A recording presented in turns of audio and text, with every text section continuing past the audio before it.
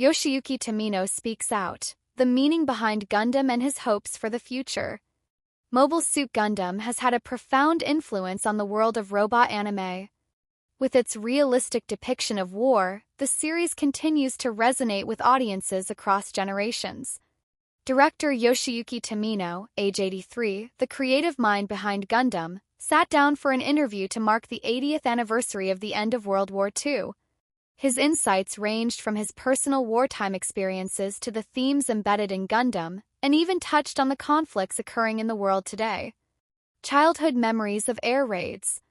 Tomino was born in 1941 in Odawara City, Kanagawa Prefecture, the year the Pacific War began. He recalled frequent air raids targeting military factories near his home. I experienced buildings burning while hiding in bomb shelters. What frightened me most as a child was being seated at the entrance of a community-dubbed bomb shelter. My house was farthest away. While the interior was crowded, a straw mat used as a windbreak hung at the entrance, and I remember being terrified by how it swayed. I also remember clutching my favorite picture books while fleeing to shelters. One vivid memory is of the kind landlord grandfather who was killed while trying to extinguish an incendiary bomb. It exploded. I saw him being buried. That must have been about a month before the war ended. The impact of experiencing war. Though only 3 years old at the end of the war, Tomino said he doesn't consider himself part of the wartime generation. Till he believes those with direct experiences of war have very different values. I remember the sound of B-29 bombers overhead. That sound gave a sense of scale of war, but as a 3-year-old, my experience was limited. I later became interested in Zero fighters in elementary school and read war memoirs in middle and high school.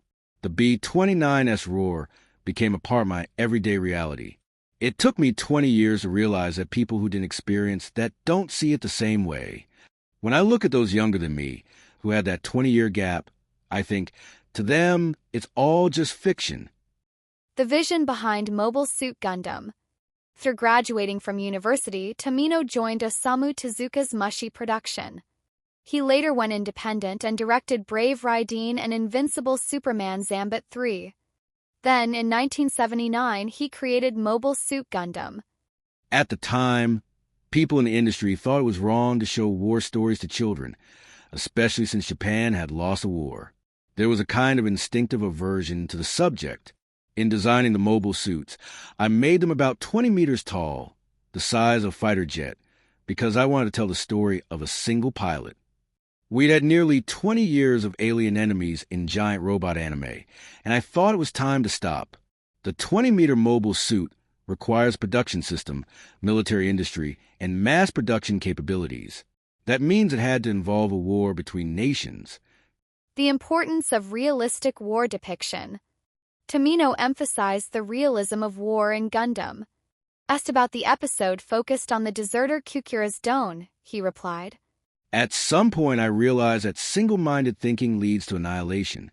A person who regains their sanity, like Don, would naturally act differently. There were Japanese soldiers who fled and surrendered to the Americans. That kind of structure was essential to depict.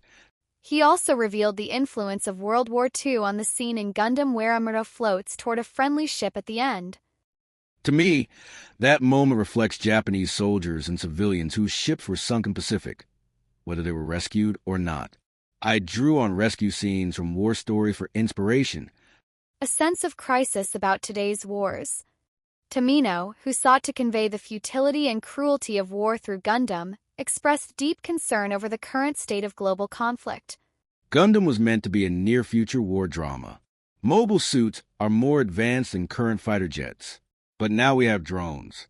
Human-operated machines are becoming obsolete. They're even more advanced unmanned weapons. Lately, I feel like wars are fought just to create these war zone images. The need to keep thinking. Tomino also shared the frustration he feels as the creator of Gundam, which is beloved worldwide. Humans can easily stop thinking. People play with Gundam model kits and say it's so cool. That's how modern society works. It's not just a recent issue. Humanity stopped thinking when we first saw the power of steam engines during the Industrial Revolution. But I'm not an educator, so I haven't been able to teach this to young people. I can only speak vaguely. I hope someone who can convey this message more clearly will emerge. I've been waiting for 20 years. But no one has come along yet. A glimpse at what's next. The interview, conducted to revisit Tomino's thoughts on Gundam 80 years after the war, covered an incredible range of topics.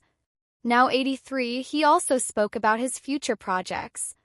I'm trying hard to make a battle story, but there's no enemy this time. Perhaps the enemy is us, humankind living off the Earth. That's the kind of story I want to create. And I believe animation is the only medium where that's possible.